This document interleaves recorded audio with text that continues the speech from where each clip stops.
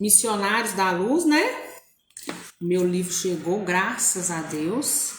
Que nós aí então possamos iniciar, né, o nosso estudo. Então, como que a gente vai fazer hoje o nosso estudo, né? Esse início de estudo. Nós vamos ficar hoje com o prefácio, né? Que foi aí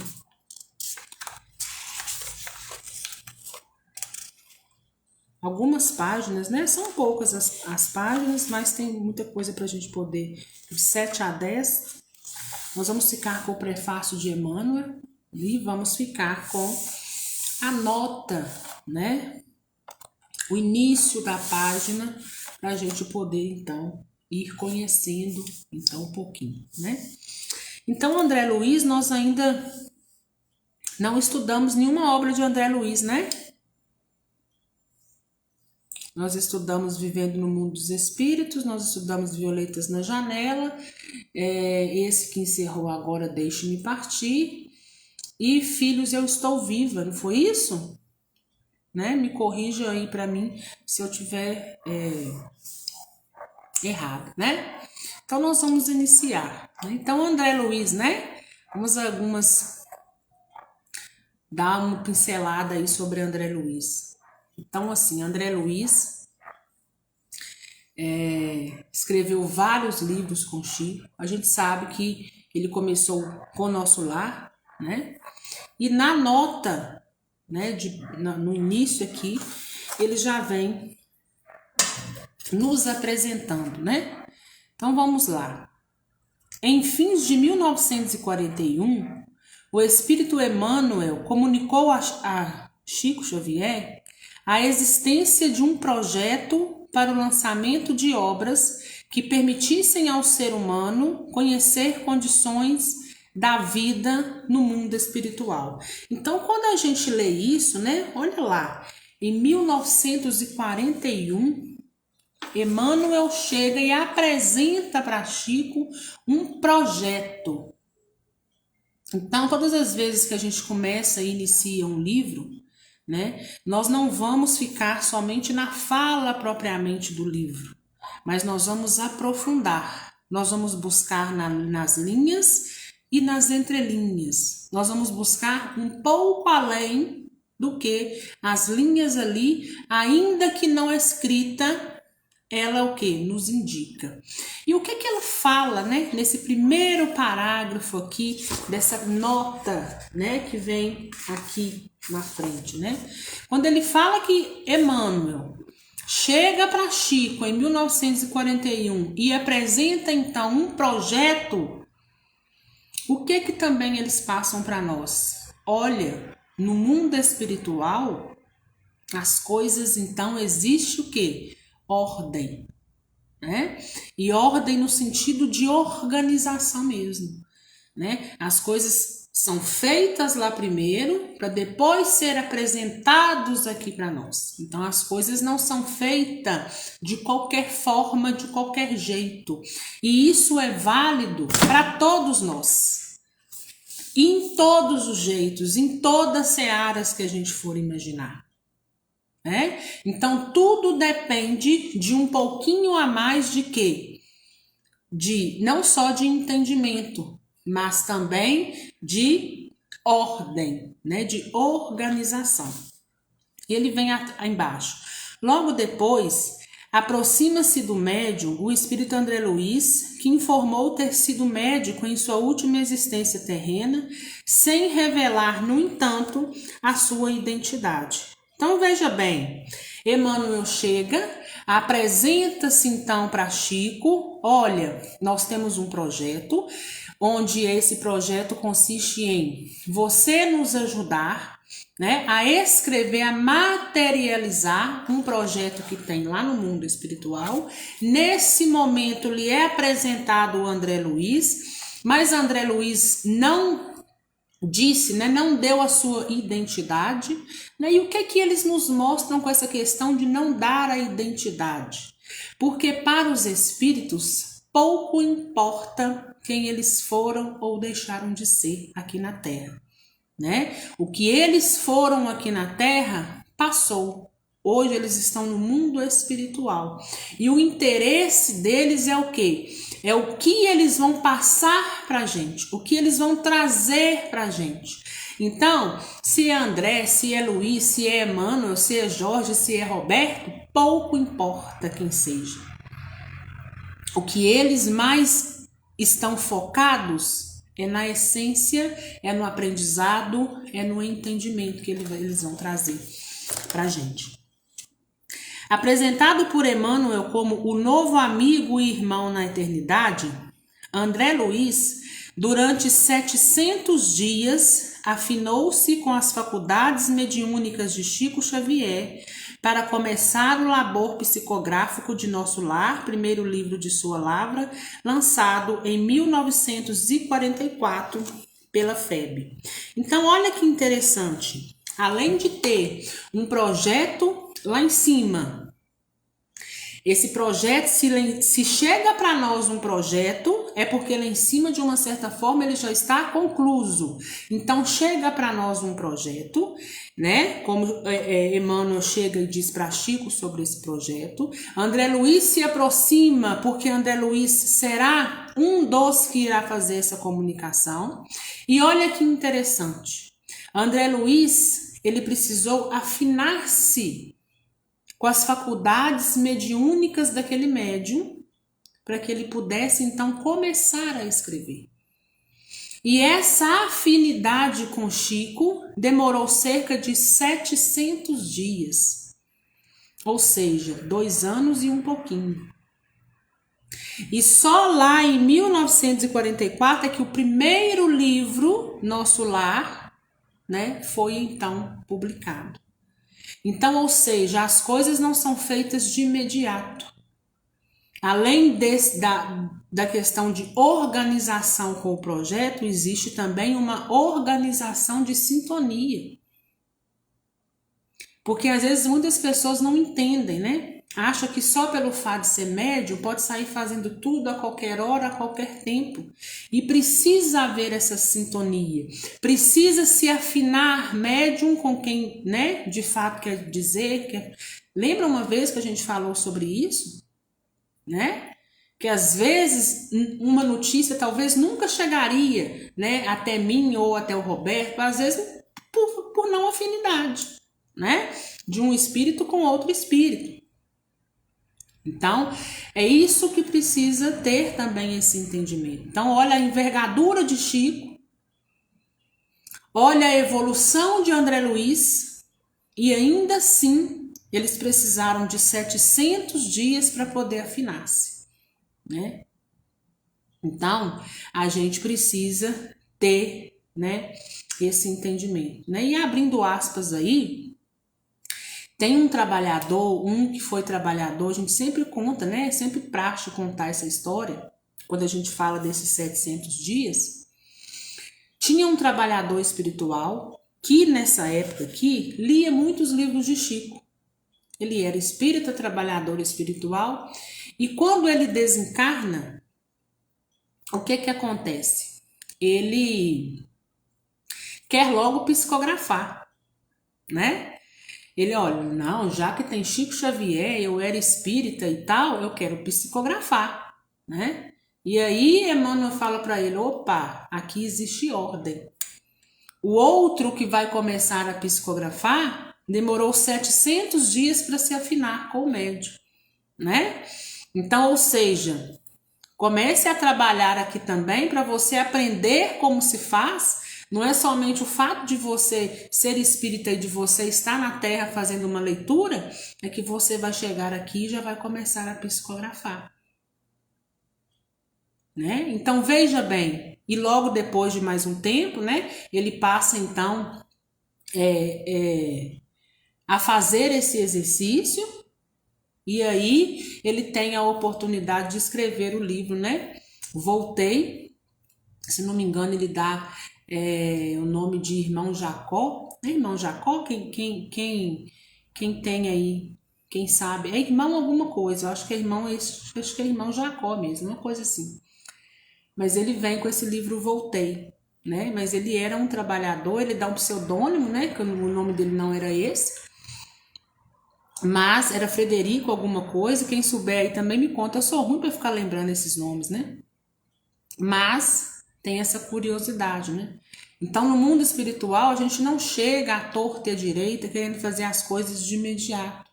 Tudo precisa e demanda ordem, tudo demanda tempo, tudo demanda equilíbrio, tudo demanda entendimento. Depois vocês pesquisam aí de quem que é o livro Voltei. Depois você pesquisa para mim, tá, Cris? Por favor. Com sabedoria e disciplina, André Luiz legou à humanidade valiosos ensinamentos, retratando as experiências dos espíritos em sua vida no mundo espiritual. Então, o que Emmanuel faz em todos os seus livros, né? São relatos. Relatos de quem esteve na Terra, relatos, né? De quem viveu, quem sabe das experiências e quem muito amorosamente deseja então escrever para passar para nós a experiência, né? Para passar para nós então esse entendimento, para que nós no nosso caminhar possa então fazer diferente. E aí nós vamos começar lá com o prefácio, e o título do prefácio é Ante os Tempos Novos. Então hoje nós vamos ficar com essa reflexão aqui, que não é de André Luiz, mas ela é de Emmanuel, né? Logo no início do livro de André Luiz, né? Mas muito característico de Emmanuel, né? Porque geralmente Emmanuel não manda recado, ele dá o recado, né? Então ele vem aí com o prefácio antes da obra, então, de André Luiz, e nós vamos ficar com essa reflexão de hoje. Então, nós vamos precisar de fazer a leitura, nós vamos precisar de pausar, tá? Mas eu espero que vocês estejam aí firmes e fortes para a gente começar esse prefácio. Então, vamos lá. Ante os tempos novos. Enquanto a história relaciona a intervenção de fadas, referindo-se aos gênios tutelares, aos palácios ocultos e às maravilhas da floresta desconhecida, as crianças escutam atentas, estampando alegria e interesse no semblante feliz. Todavia, quando o narrador modifica a palavra, fixando-a nas realidades educativas, retrai-se a mente infantil contrafeita, cansada. Não compreende a promessa da vida futura com seus trabalhos e responsabilidades.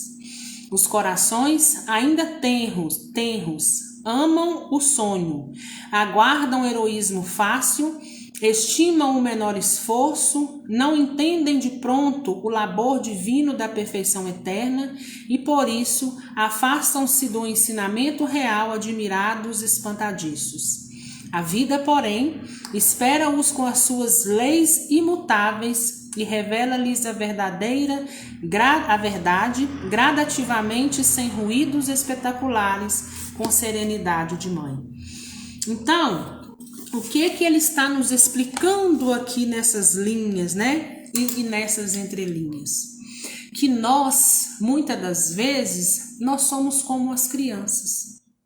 Que quando a gente começa a contar uma história às vezes que possa ter um suspense, que possa ter um enredo de fada, de heroísmo, o que acontece com a gente? A gente tende a prestar mais atenção, a ficar mais fixado, né? Naquilo, curiosos para saber o desenrolar da trama. Porém, quando a gente vem com um assunto um pouco mais apertado, né, apertando mais os laços aí do conhecimento, do entendimento, e no nosso caso aqui, né, a gente vendo, né, como que tudo, né, acontece, precisando nortear e tomar a lida da nossa vida, ou seja, quando a gente se vê diante das verdades nuas e cruas, a gente tende o quê? A mudar um pouco o nosso foco. E a conversa já ficou desinteressante, né? E nós sabemos muito disso aqui. Quantas vezes nós não estamos fazendo aqui lives, né? Aí quando a gente começa com os ensinamentos, parte de hoje, por exemplo. A live de ensinamento é muito poucos que se interessam. Mas se fosse um outro assunto né? Um assunto lá como se fosse um enredo de criança, que enlaçasse eles no ensinamento fácil, todos estaríamos aqui, em muito mais quantidade.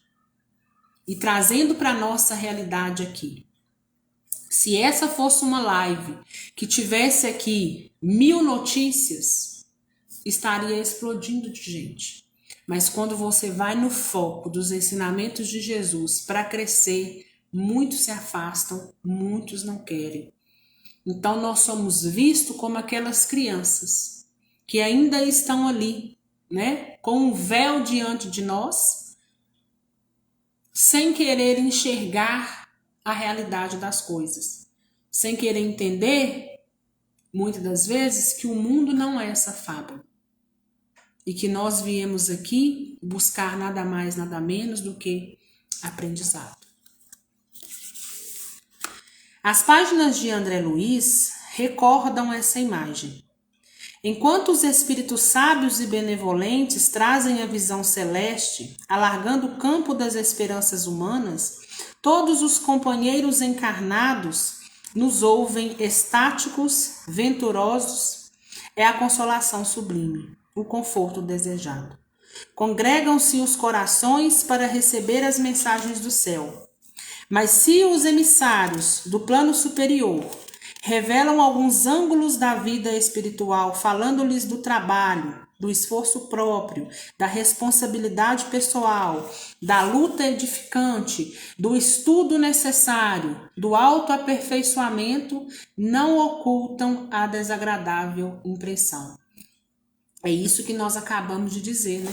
Quando a gente fala, então, sobre estudo, quando a gente fala sobre a necessidade de aprofundar-se, de conhecer, quando a gente fala, olha, procura saber como é a vida pós-desencarne, procura se reerguer para depois vocês irem em busca de psicografia e em busca de cartas, de notícias. As pessoas então mudam o foco.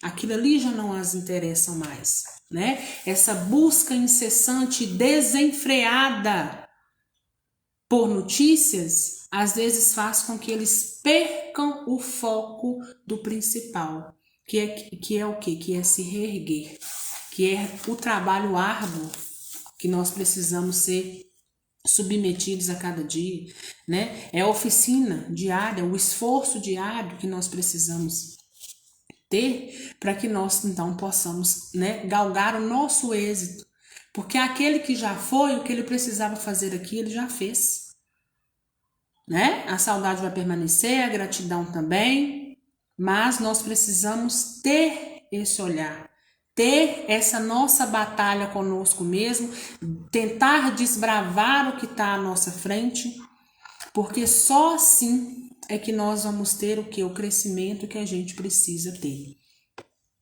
Contrariamente às suposições da primeira hora, não enxergam o céu das facilidades, nem a região dos favores, não divisam acontecimentos milagrosos, nem observam a beatitude repousante.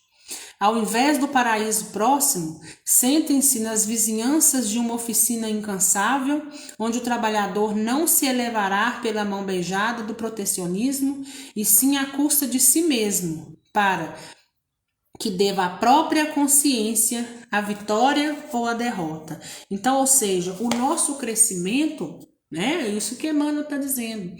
O nosso crescimento só vai depender de nós mesmos. O merecimento que nós vamos ter está com o olhar para a gente. Merece porque merece, né? É fato que todo bem que a gente faz, ele será o nosso advogado, não é assim? Todo bem que a gente faz será o nosso advogado ao longo da caminhada. Mas que nós não confundamos o que é esse bem, né? Porque tem muitas pessoas que acham o seguinte, se eu estiver dentro de uma casa espírita, se eu estiver numa igreja, se eu dar o dízimo, se eu der uma cesta básica, se eu der uma contribuição, então assim eu estou salvo. E a salvação da gente não vem disso. Também é válido, mas é necessário nós desenvolvermos por nós mesmos. E esse desenvolvimento é nada mais do que a nossa expansão de consciência. É buscar aprender, é buscar fazer na prática aquilo que Jesus espera que a gente faça. Percebem a lei imperecível que estabelece o controle da vida em nome do Eterno, sem falsos julgamentos.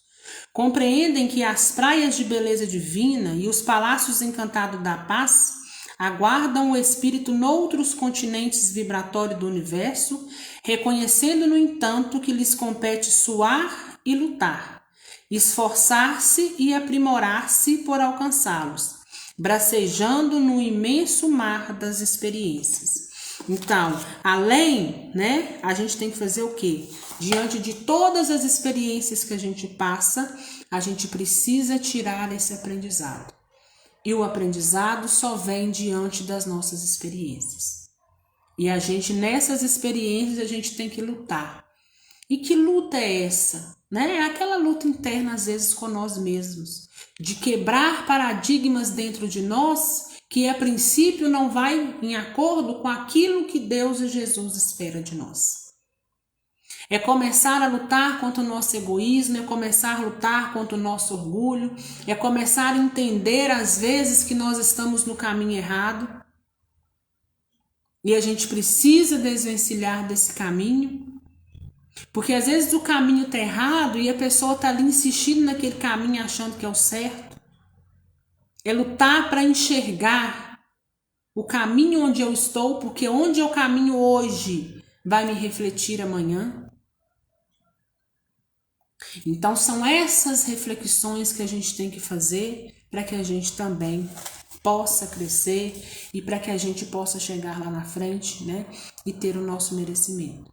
E nós não vamos chegar no mundo espiritual, seja ele em qualquer dimensão que for, e não vamos ter privilégio algum, assim como aqui na Terra. Nós vamos ter o privilégio que de fato nós somos merecedores. A maioria espanta-se e tenta o recuo, A maioria, quando chega do outro lado, se recua ou se espanta. Por quê? Porque às vezes estava nesse caminho que achava que era o correto, onde muitas das vezes muitos se abriram os olhos, mas ainda assim o outro, usando o livre-arbítrio, continuou naquele caminho. E aí, quando chega do outro lado, vem-se a decepção, e se espanta, se recua, passa por um estado perturbatório que às vezes não é necessário passar, bem maior do que seria se tivesse a compreensão, se tivesse o entendimento. Pretende um céu fácil depois da morte do corpo, que seja conquistado por meras afirmativas doutrinais. Então, ou seja, não é porque uma pessoa prega a palavra de Deus, não é porque uma pessoa leva os ensinamentos de Jesus que ela vai chegar e vai encontrar um céu de luz. Está na sua conduta. Qual é a sua conduta diante de um determinado fato ou diante de uma experiência e de um problema? O que é o mais difícil, gente? Convenhamos que não é fácil. A gente se manter de pé, a gente se manter com discernimento diante da prova, muitas das vezes, se não a maioria, é muito difícil. E aí a gente entende o quão pequeno a gente é, o quão pequeno a gente está, o quão primitivo, nós ainda somos, e nós precisamos ainda de expansão de consciência, de entender o caminho. Porque muitas das vezes nós somos fracos. Diante da prova, muitas das vezes nós somos fracos. Ninguém, contudo, perturbará a lei divina. A verdade vencerá sempre e a vida eterna continuará ensinando devagarinho com paciência maternal. Ou seja, a vida vai nos ensinar. Nós já tivemos encarnados várias vezes, vamos reencarnar outras tantas. E em cada uma delas a vida tem a paciência de nos ensinar devagar, com a paciência de uma mãe. E aí a gente ainda assim, novamente, a gente percebe o quanto ainda a gente precisa crescer e o quanto ainda de vezes nós vamos precisar renascer para poder vivenciar, experienciar e com essas experiências a gente então aprender. Ao espiritismo cristão, cabe atualmente no mundo grandiosa e sublime tarefa. E ele vem nos falar agora, né? O que nós, espíritas, que a gente sabe como que tudo funciona, qual é o caminho que a gente tem que seguir, quem a gente tem que seguir. E se nós somos sabedores de tudo isso, lá na frente, nós não vamos poder dizer que a gente não sabia, né? Então, tudo isso vai interferir no nosso merecimento. Porque é muito... Se é uma pessoa que não tem conhecimento, de uma certa forma, vocês há de convir comigo, que a gravidade é de um jeito, mas aquele que ainda assim consciente, ainda persiste, né? Aquele está precisando de muito mais aprendizado que o outro. Porque o que tinha discernimento ainda o fez. O outro fez porque não tinha discernimento. Então, o que ele fala, né? Que o espiritismo cristão, qual que é a nossa tarefa? Então ele fala, não basta definir-lhe as características veneráveis de consolador da humanidade. É preciso também revelar-lhe a feição de movimento libertador de consciência e corações. Então, ou seja, a doutrina espírita, ela não é para a gente só consolação. Ela vem para que nós possamos ter uma libertação dessa nossa consciência primitiva, que está tão entranhada na Terra e dentro de todos nós, precisando de avanço, precisando de evolução. Então, ou seja, não é só usar das palavras, mas é mãos à obra, é praticar, é a nossa conduta, é o chamado, né? Para que a gente possa fazer diferente. A morte física não é o fim. É pura mudança de capítulo no livro da evolução e do aperfeiçoamento. Ao seu influxo, ninguém deve esperar soluções finais e definitivas, quando sabemos que 100 anos de atividade no mundo representam uma fração relativamente curta de tempo para qualquer edificação na vida terrena. Então, ou seja, nada, né, será, né, de imediato. A gente não agora fala aqui, ó, é pura mudança de capítulo no livro da evolução e do aperfeiçoamento. Ao seu influxo, ninguém deve esperar soluções finais. Por que nós não devemos esperar soluções finais? Porque nós ainda estamos muito longe da classe dos espíritos puros. Muito ainda a gente precisa o quê? Nos desenvolver. Então a gente sabe que 100 anos diante de uma eternidade é muito pouco diante daquilo que a gente precisa aprender e diante do caminho que a gente ainda tem que trilhar. Infinito campo de serviço aguarda a dedicação dos trabalhadores da verdade e do bem. Ou seja, a nossa morte física não cessa o nosso labor. Nós vamos continuar trabalhando do outro lado. É necessário, porque a vida continua, assim como continua aqui.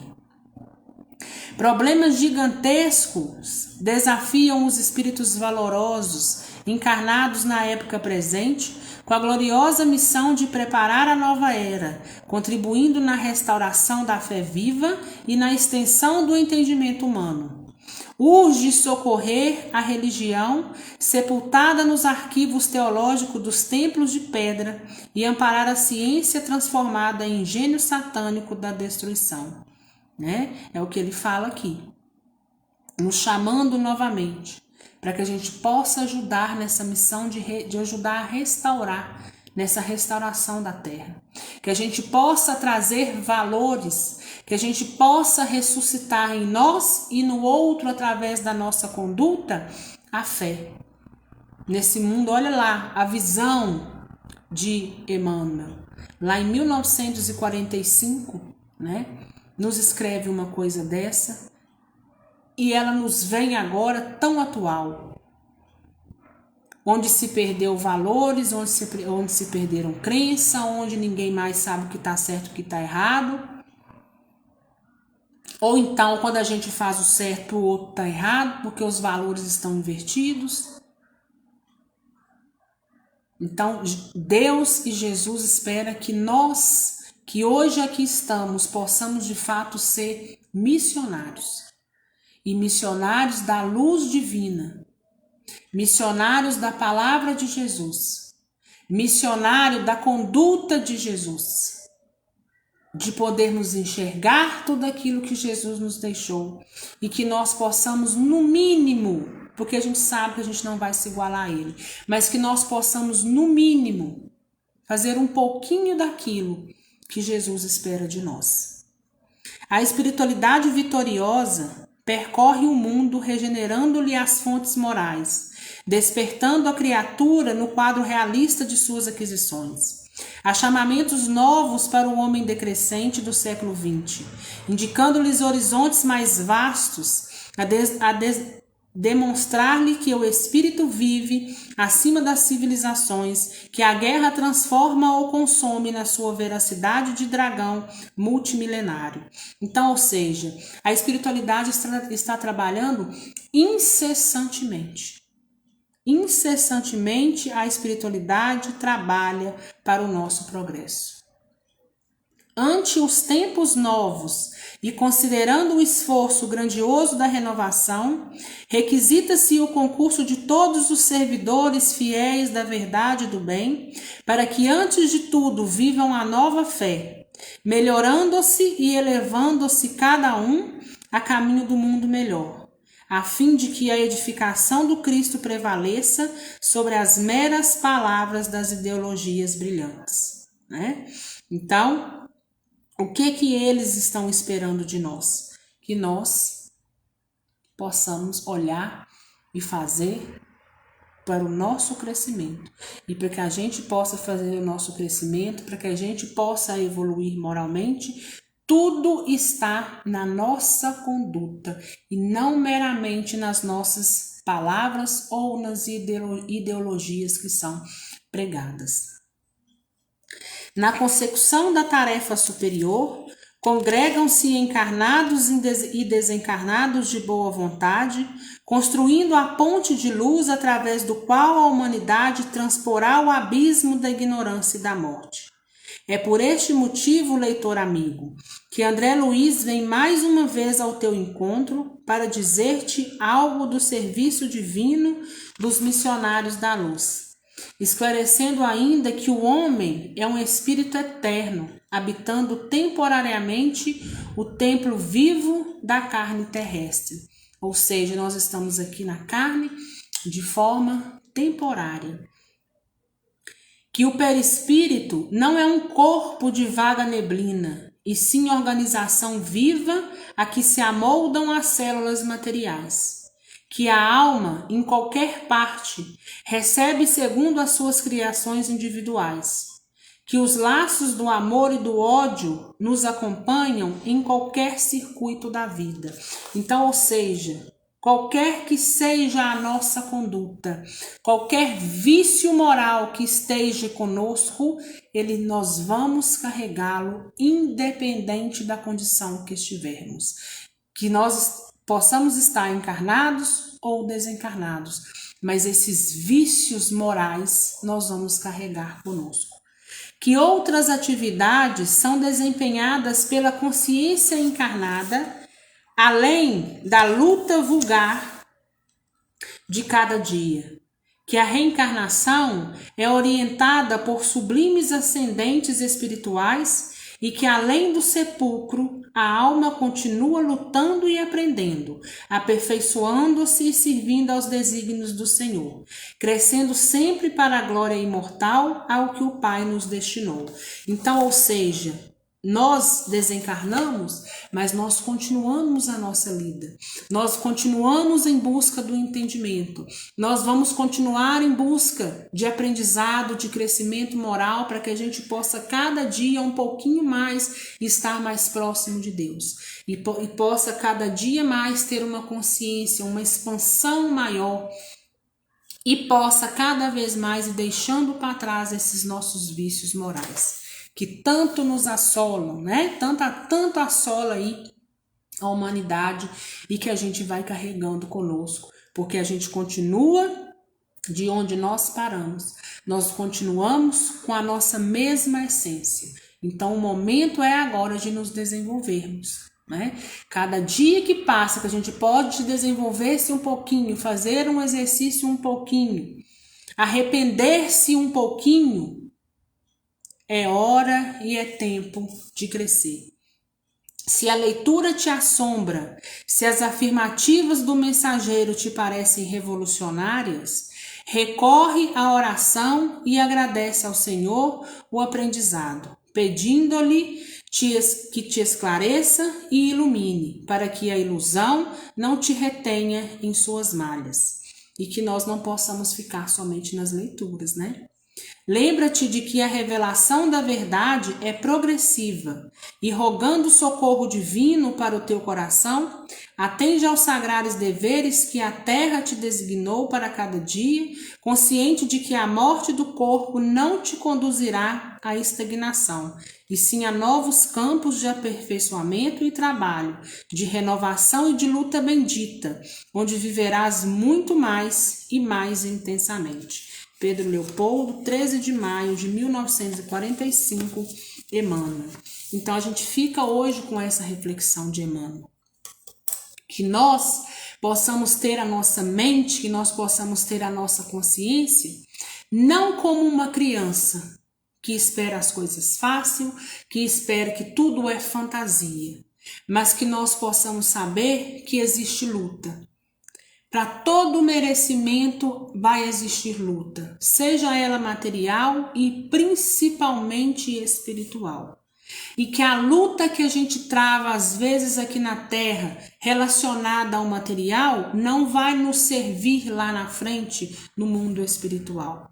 Que um possa andar do lado do outro, porque nós também precisamos da luta diária para a nossa sobrevivência, mas que nós também possamos ter experiências que vai fazer com que a gente possa evoluir e quando chegar do outro a gente possa crescer. Todos nós sabemos que a Terra, né, é intitulada muitas das vezes como uma escola. Então, que a gente possa saber qual é a finalidade real da escola. Que nós não queiramos ficar, né, lá no pré-primário. Mas que um pouco mais avançado e crescidos e consciente que estamos, nós possamos saber que a escola, ela está ali, a finalidade dela não é o recreio. A finalidade da escola é o aprendizado. O recreio, a folga, é uma mera consequência, né? Aquelas brincadeiras, tudo muito fácil, é uma mera consequência. Mas o principal está no aprendizado, que é dentro de sala de aula. Por isso que eu falo aqui muitas vezes, né? A gente está aqui, está lá dentro de sala de aula, aprendendo. Os momentos que a gente vai viver aqui de felicidade, de descontração, é necessário para que a gente tome um fôlego e volte à nossa realidade. Mas o que nós viemos buscar aqui na Terra não é diversão, não é, muitas das vezes, as formas desregradas que o mundo se encontra. Nós viemos para a escola para buscar e para termos o aprendizado. E esse aprendizado, ele muitas das vezes nos será árduo. Que Deus nos dê coragem, que Deus nos dê força para enfrentar. Mais uma vez o que eu disse lá na frente, eu repito aqui, que Deus nos dê força para insistir, porque nem sempre vai ser fácil. Muitas das vezes nós vamos ser reprovados. Muitas das vezes nós vamos ter que começar de novo. Muitas das vezes nós vamos ter que olhar para aquilo que nós fizemos e ainda que nos doa, entender que está errado e nós vamos ter que iniciar de novo. E que Deus nos dê força, porque muitas das vezes iniciar de novo não é fácil. Então que Deus esteja conosco, segurando nas nossas mãos, e que nós possamos ter discernimento, que nós possamos ter entendimento, sobretudo, de que nada é por acaso e tudo é para o nosso aprendizado. Então, Senhor, nos dê força, nos dê coragem, porque nós somos pequenos, nós somos primitivos, nós precisamos crescer e nós aguardamos e esperamos que o Senhor tenha de nós misericórdia, para que nós então possamos conseguir alcançar aquilo que nós viemos buscar. Alguma dúvida, gente? É verdade, né, Claudionete? A vida é uma escola, né? A gente está aqui para poder aprender. Então não adianta a gente querer ser feliz o tempo todo. Nós não vamos ser felizes o tempo todo. Mesmo porque a palavra de Deus já fala, a felicidade não é desse mundo, né? Nós aqui estamos de passagem, é temporário. Então nós viemos aqui para termos uma conclusão de um curso e daqui a pouco nós estamos indo embora. E a gente quer, né? É o quê? A gente quer é que a gente possa chegar lá e ter pelo menos 60% da nossa nota. Né? Que nosso crescimento, aquele que nós íamos buscar, que eu não consiga 100%, mas que eu chegue lá bem melhor do que quando eu adentrei para essa terra, de que quando eu me matriculei nessa escola. Né? Então é isso que a gente espera e isso que a gente busca. E a gente sabe que não é fácil. Né? Nos livrarmos de vícios terrenos que está incrustado em nós, que está lá dentro de nós, agarrado mesmo e que não sai.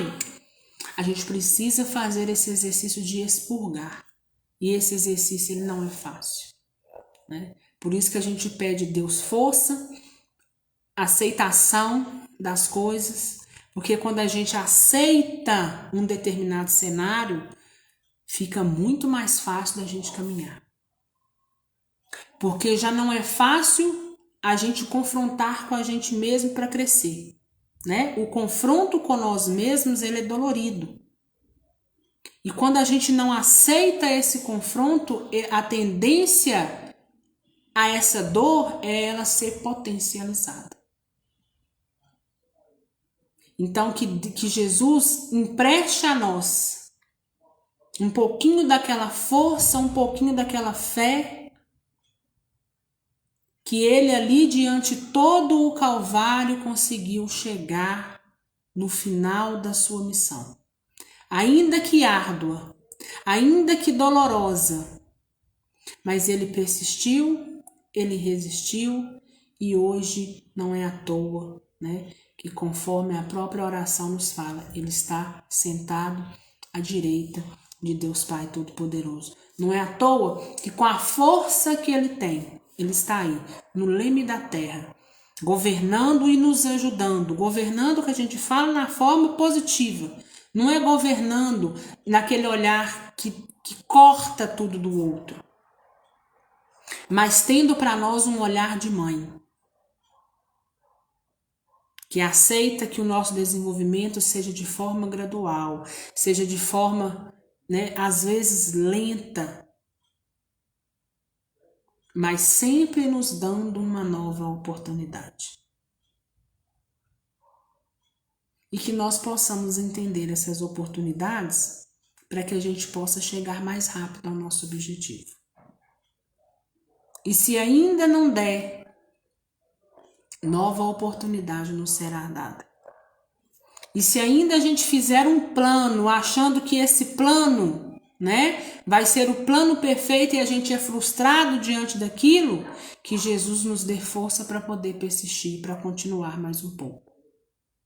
Porque a gente sabe que quando a gente está diante da prova, e às vezes provas reiteradas, Quantos de nós que não vem passando por provas, uma atrás da outra, sem recreio, né?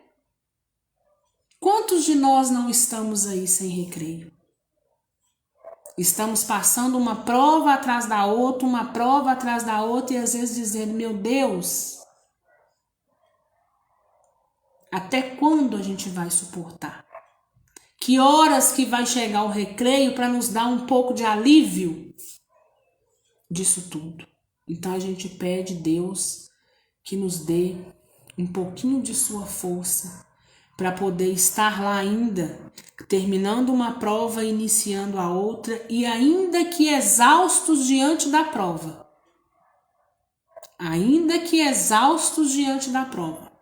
a gente possa encontrar forças para a gente permanecer de pé. É um intensivão, né, Cris? E às vezes um intensivão ao quadrado. Porque o intensivão a gente faz, a tendência é uma coisa mais pesada num curto espaço de tempo. Mas quantos de nós não está passando por provas reiteradas aí, que entra ano e sai ano, entra ano e sai ano, é só prova, é só prova, é só prova, é só prova. E você fala, misericórdia, Senhor. Eu só estou te pedindo misericórdia. Eu só estou te pedindo um pouquinho daquela força que você teve quando você carregava aquela cruz, que você caía, mas você levantava. E da onde você tirava essa força que você conseguiu carregar toda aquela cruz, conseguiu carregar todos os nossos erros nas suas costas e cumprir a missão que você precisava cumprir. E eu também não estou diferente não, viu, Rosana? Eu também estou nesse time. Nós estamos aí fazendo prova atrás de prova. Mas eu estou aguardando o recreio. Porque a própria palavra de Deus fala, né? A alegria vem de manhã. Mesmo que a nossa noite seja um pouco mais duradoura. Mas nós estamos passando esperando o sol. E nós vamos continuar, nós vamos persistir. Ainda que nos doa, que nos fira, porque não é fácil, né? Igual a Sandra me disse hoje, às vezes dá vontade de jogar uma pedra, nem é a toalha, né, Sandra? Não é fácil, mas nós vamos buscar, porque nós temos entendimento que nada é por acaso. Nós temos entendimento que alguma razão há, embora hoje a gente não saiba qual a razão. Ainda que a gente não saiba os porquê, ainda que a gente procura a resposta e não acha, mas a gente sabe que um dia todas as respostas chegam. Todas. Todas as respostas vão vir até nós. E eu espero sinceramente, eu peço e rogo a Deus do fundo do coração, que o dia que começar a vir as respostas, para mim e para vocês, que essas respostas possam ser notas positivas. Que nós possamos estar lá no nosso juízo final, que nada mais é do que uma reflexão da nossa vida, a gente possa olhar, entender e falar, não, ainda assim, tudo que eu passei, por aquilo que hoje eu carrego comigo, que é um pouco mais de luz, valeu a pena. Valeu tanto a pena, a ponto de eu querer trabalhar do outro lado, entender do outro lado, me projetar do outro lado, para que então um dia eu possa voltar, seja aqui para a Terra, seja para qualquer outra dimensão a qual eu estiver afim, a qual eu estiver vibrando, né? Para que aquela dimensão eu possa ali então buscar mais um pouquinho de entendimento. E que cada dia que passa, cada passo que a gente der, nós possamos estar um pouquinho mais próximos de Jesus.